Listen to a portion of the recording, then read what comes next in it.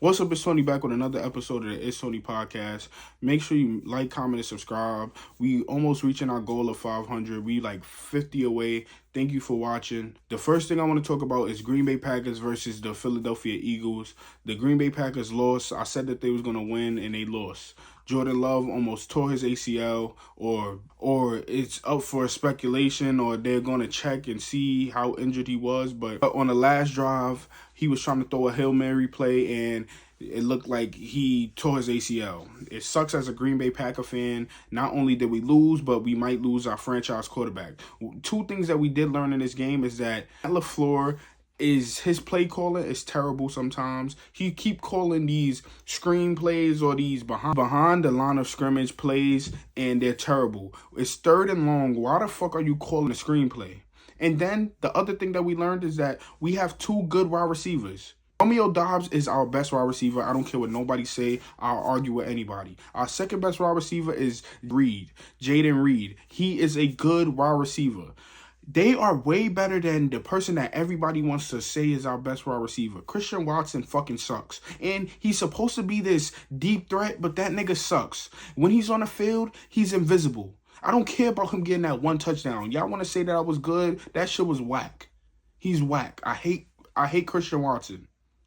He gets all this praise for doing nothing. The only thing I've seen him do is catch like 2 deep touchdowns from Aaron Rodgers, and besides that, I seen him on a bench because the nigga been hurt.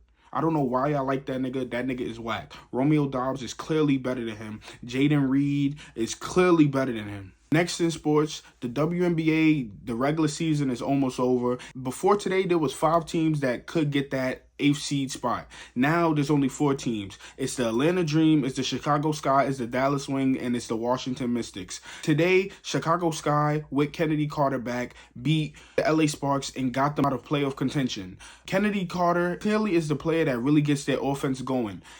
Angel Reese was really good today, and that Chicago Sky team is just different with Kennedy Carter is on the floor. I love Rakia, and I like Hamby, but that LA Sparks team is just not on the level of a Chicago Sky team yet. Dallas Wings and Atlanta Dream, they played today, and for as good as I think the Dallas Wings are, they couldn't beat the Atlanta Dream. And the Atlanta Dream aren't terrible, but I just think when healthy, the Dallas Wings are better than a lot of teams in the league, and I think that they are a top-tier team, but they weren't healthy, so now we won't see it. Maybe there's a possibility that they get that 8th seed spot and they make it to the playoffs, but I'd rather see the Chicago Sky make the playoffs because I want to see Chicago versus New York. Teresa Weatherspoon, the coach of Chicago Sky, used to play for New York, so it makes a good storyline. And I want to see Kennedy Carter, Fry, Courtney Vandersloot, and Sabrina Ionescu. And then I want to see Angel Reese go against Breanna Stewart. I don't think Angel Reese could guard Breanna Stewart, but I think that it will be a good matchup. And I also want to see what Camila Cardoso is going to be able to do against Jacquel Jones. Do I think that she's going to win that matchup? No, but I think it will be good playoff experience and good experience in general for those rookies. And I just think the storyline is better than any of the other teams that are in contention for that 8th spot. So I hope that the Chicago Sky make it, and I hope that they get at least 1 game against the New York Liberty. But New York look like they are in stride, like they are playing really good. So I doubt it, but I think it'll just be a good playoff series. Outside of sports, I listened to 3 albums this Friday. I listened to LL Cool J album, and it's not a bad album. It's just a calm, cool album from a legend. Raps aren't terrible from LL Cool J, and the beats are really, really good to me. Q-Tip really bodied the production on this album. The only critique I would give for the production is that on some of the songs, the beat sounds louder than his vocals, and that is annoying to listen to because I can't hear what he's saying, so I have to really look at the lyrics, and that shit is just annoying because you can't just vibe to the song. You have to really, really read everything he's saying because the beat is so damn loud. The only thing that's good about that is the beats are usually good with Q-Tip. Most of the beats are really, really good, so it was okay, but I wanted to hear LL Cool J go off. And he was rapping well on the album, but it's just not for me. I took 2 songs from this album. One song that I already had and I already heard and liked.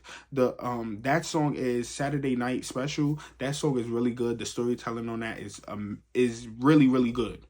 The next song that I took is 30 Decembers. That song, the storytelling is really, really, really good. Like, it's great storytelling. Throughout this album, he has really good storytelling, and I admire that as a fan of hip-hop. I like when they tell stories, and LL Cool J did a really good job of doing that on this album. Now, was this album for me? No, but it was a cool, calm album from a legend, and I'll give him that. The major thing that I got from this album is that I was right. And I'm not saying it because I like to be right. I'm saying it because my take before hearing this album was, I don't think we need to hear an album from a legend unless it's going to be a new masterpiece or a phenomenal album. From my listening experience, this wasn't a phenomenal album, nor was it a masterpiece, nor did we need this album from LL Cool J. But shout out to the legend for still showing that he could still rap, and shout out to the legend for wanting to participate in this current hip-hop culture. So shout out to him, and for the fans that really like this album, shout out to y'all too, because I know he was gone for a long time. He was on hiatus. He came back and he gave y'all music. And as a fan of an artist that takes a long time in between albums, that's all you could wish for as that type of fan, is that your favorite artist comes out with new music, and LL Cool J did that for y'all. So I'm happy for y'all. Next album that I listened to after the LL Cool J album was the Conway the Machine and Ransom album. That album was great. That was my favorite album out of the 3 albums that I listened to. There's a bunch of great rapping on this album. Conway the Machine and Ransom just really sound great together. And I was surprised because I don't think I really heard them collab before. But this album was really good. I took 3 songs from this album: Photobomb, Shellfish, and Born Again. Born Again is crazy. Born Again really reminded me of a song that I really love by Little Herb called Write Your Name. In Born Again and in Write Your Name is dedicated to somebody that you have lost, and I could just connect with that. That song was fire to me. This whole album was fire to me. And I knew that it was going to be fire because they're 2 of my favorite artists. I just didn't know that they would be fire together. So I was a little surprised with how well they blended their sounds together. Another thing that I was really surprised about when I was listening to this album is that I had this stance and this opinion that you put Conway the Machine next to any rapper, he would clearly smoke them. But on this album, I had Ransom out-rapping Conway just a little bit. And my stance before this album was that Conway next to anybody, he'll smoke them, he'll kill them. And on this album, I don't feel like he smoked Ransom. But regardless of that, this album was good. And I like the experience of listening to 2 of my favorite rappers go back and forth, and I enjoyed this album a lot.